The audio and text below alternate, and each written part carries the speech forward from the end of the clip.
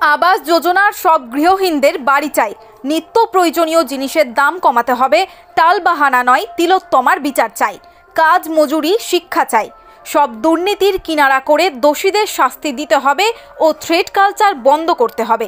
এই সকল দাবি নিয়ে স্মারকলিপি প্রদান।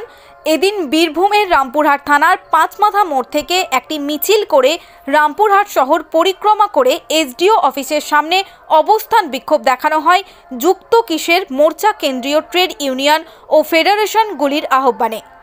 বিক্ষোভ শেষে একটি লিখিত অভিযোগ জমা দেওয়া হয় এসডিও অফিসে। Bureau report, Birbhum news.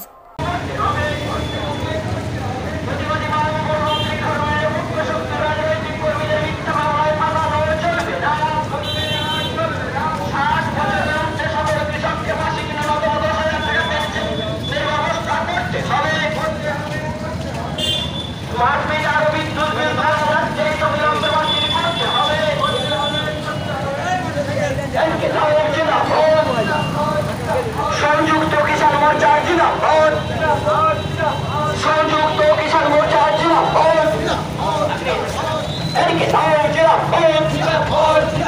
संयुक्त किसान मोर्चा जिंदाबाद।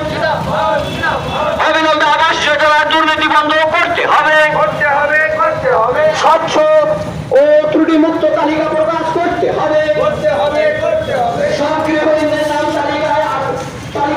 জন্য এই মিছিল এবং আজকে সারা ভারতবর্ষে ৬০০রও বেশি কৃষক সংগঠনের সম্মিলিত মঞ্চ সংযুক্ত কিষাণ মোর্চা এবং কেন্দ্রীয় ট্রেড ইউনিয়নগুলো দেশব্যাপী শ্রমজীবী কৃষক সমাজ এবং ক্ষেতমজুরদের কতগুলো গুরুত্বপূর্ণ অধিকার সংক্রান্ত দাবির ভিত্তিতে সর্বভারতীয় কর্মসূচি গ্রহণ করেছেন। সারা দেশে বিক্ষোভ মিছিল, গণসমাবেশ, জেলা শাসক এবং মহকুমা শাসকের নিকট ডেপুটেশনের কর্মসূচি পালিত হচ্ছে। আজকে আমাদের প্রধান দাবি হচ্ছে ভারতবর্ষের শ্রমজীবীদের ন্যূনতম বেতন ২৬,০০০ টাকা সরকারকে ঘোষণা করতে হবে। সমস্ত শ্রমজীবী কৃষক যারা ৬০ বছরের পরে কিছু করতে পারেন না তাদের সরকারিভাবে ১০,০০০ টাকা পেনশন দিতে হবে। পশ্চিমবাংলায় সমস্ত গৃহহীনের নাম আবাস যোজনার তালিকায় অন্তর্ভুক্ত করতে হবে। দুর্নীতি বন্ধ করতে হবে।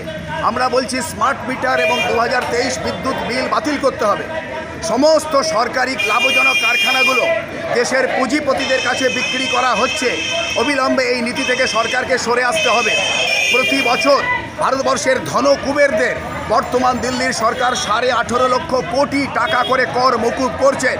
এই টাকা যদি সাধারণ শ্রমজীবীদের স্বার্থে খরচ করা হয় তাহলে আমাদের ভারতবর্ষ থেকে অপুষ্টি, অশিক্ষা, দারিদ্র্য, কর্মসংস্থান প্রত্যেকটি সমস্যার সমাধান সম্ভব। অথচ অসংখ্য গরিব মানুষের ভোটে জিতে এক ভোট এক মূল্য এই স্লোগান দিয়ে ভোটে জিতে নরেন্দ্র মোদী সরকার ধন কুবের একচেটিয়া পুঁজিপতিদের স্বার্থ দেখছেন। এর বিরুদ্ধে আমাদের আজকের মিছিল। সারা দেশ এবং সারা পশ্চিমবাংলায় রাজনীতির প্রতি সাধারণ মানুষের ঘৃণা তৈরি হচ্ছে।